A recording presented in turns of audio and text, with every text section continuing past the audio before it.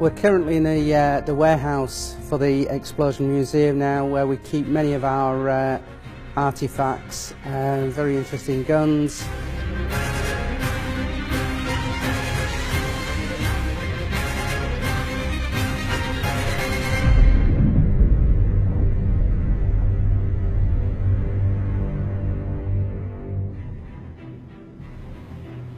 At the beginning of World War II, Italy had quite a powerful navy.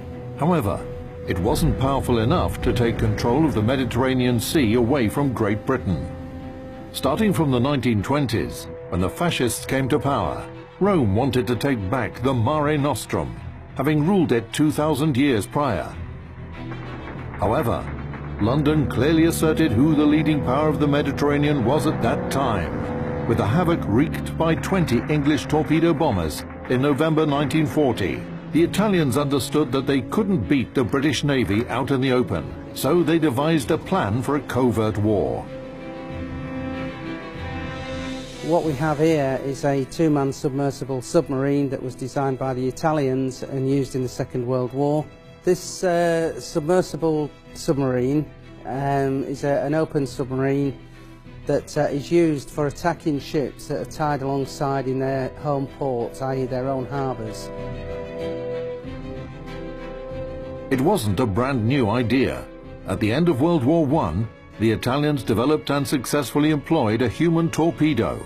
Two frogmen could covertly approach an enemy ship while controlling a torpedo apparatus. They detached the charge, transported in the torpedo bow, and suspended it under the ship's bottom on a tow line between bilge keels. They set the detonation time using a simple clock.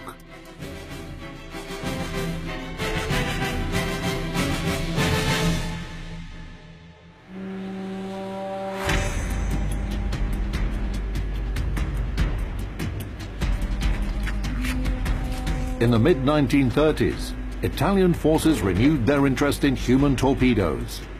Mussolini thought of this as the super weapon that was capable of destroying the British Navy, which threatened the Duce's imperial ambitions. In 1935, the Italians designed an experimental prototype based on the 533mm torpedo used by their navy.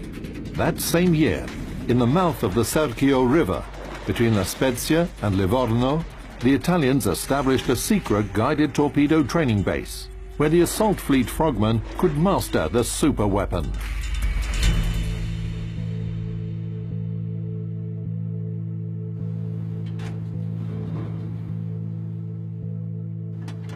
The first torpedo prototypes were extremely hard to control and broke down often.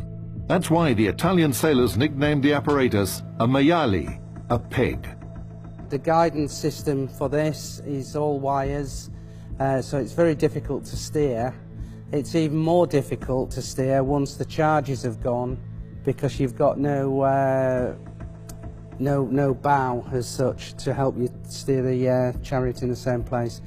When this was in use, many times this would be abandoned anyway, and the divers would be left to their own devices to find their own way back to the ship where they came from.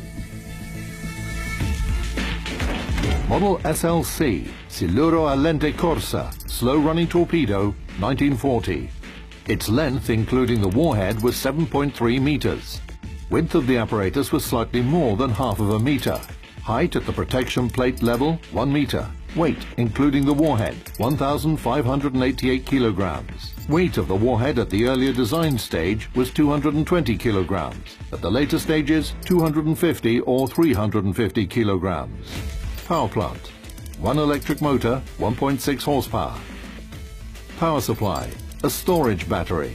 Operating voltage, 60 volts. Maximum speed, up to 3 knots. Submergence depth, up to 30 meters. Cruising range, up to 15 miles. Crew, 2 people.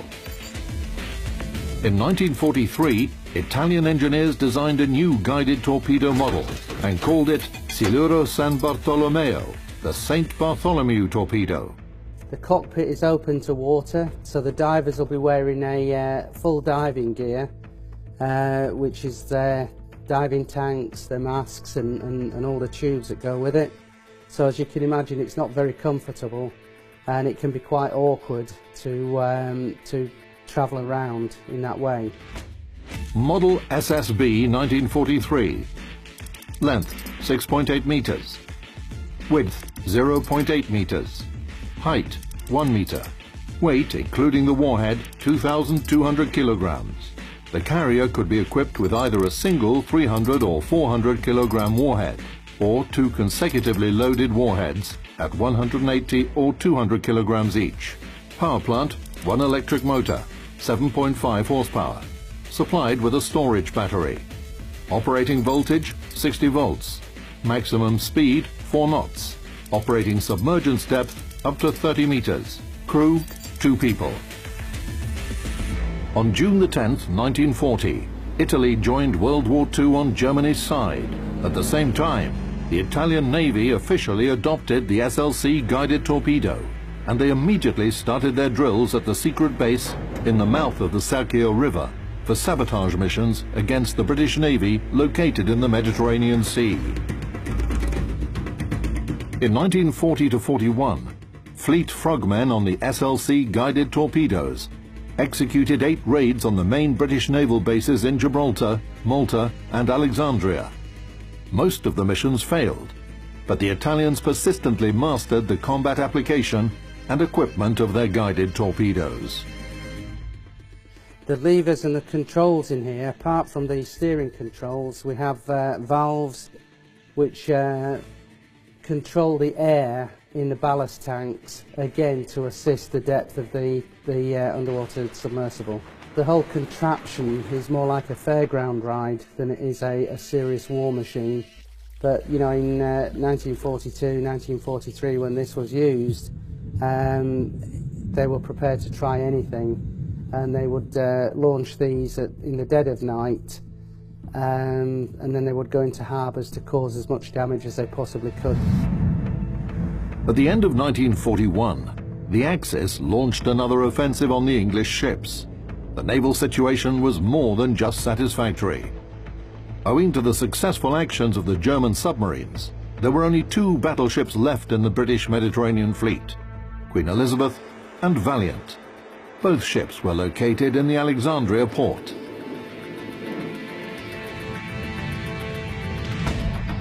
On December the 14th, submarine Shearer, carrying 3 SLC guided torpedoes and 10 frogmen, left the secluded Porto Lago Bay on Liros Island and set sail towards Alexandria.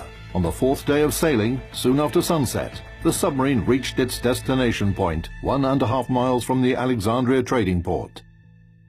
On December the 18th, 1941, around midnight, a commando team set off for a mission on 3 guided torpedoes. They were approaching the harbour entrance semi-submerged. The entrance was blocked by a steel net that could become a serious threat to the mission. But Fortuna smiled upon the frogmen. The English had removed the barriers to let their destroyers into the base. The Italians seized the moment and entered the harbour together with the destroyers. The team separated once they'd entered the harbour. The mines were planted on Queen Elizabeth precisely as planned. The commandos fixed a tow line on the bilge keels and set up a charge exactly under the keel. The mines were also planted on tanker Sagona without any issues. But the crew that were mining battleship Valiant encountered some difficulties. Within a few meters of the ship, the breathing apparatus of one of the commandos failed, forcing him to surface. Then their torpedo died in the water and sank due to a technical failure. Lieutenant Luigi Della Penna trawled the torpedo all by himself and left it under the bottom of the battleship, close to the magazine of the first turret.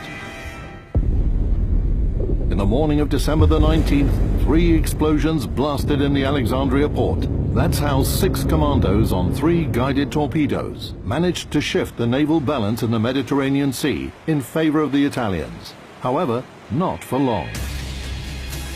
The Italians tried to keep their super weapon a secret, but the British successfully procured several of the human torpedoes. In August 1943, the guided torpedo fleet executed their last successful mission using the Maiali. Italy capitulated several weeks later, and all its military secrets fell into the hands of the Allies.